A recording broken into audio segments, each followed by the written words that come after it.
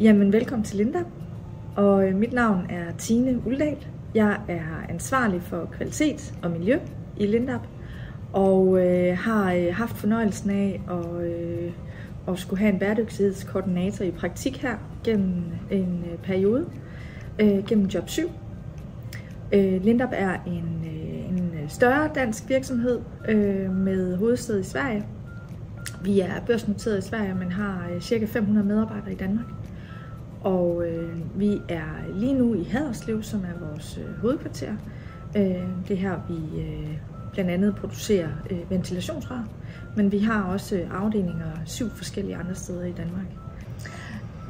Noget af det, som man som virksomhed bliver mødt rigtig meget af i øjeblikket, det er bæredygtighedsagendaen. Og det er også noget, der fylder rigtig meget her hos Lindab. Vi bruger rigtig meget tid på både at blive klogere på, hvad vores eget aftryk er, men også hvordan vi kan forbedre vores scope 3, som jo er de ting, der sker forud og efter, at produkter har været her hos os. Det er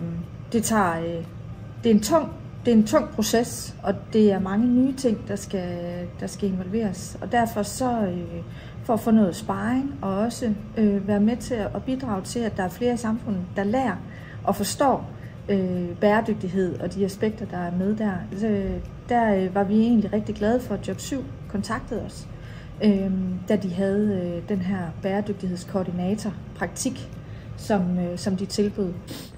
Der hvor mit forløb her hos Lindab adskiller sig fra nogle af de andre case-virksomheder, det er, at Lindab er en stor virksomhed, så der er allerede mange bæredygtige tiltag i gang.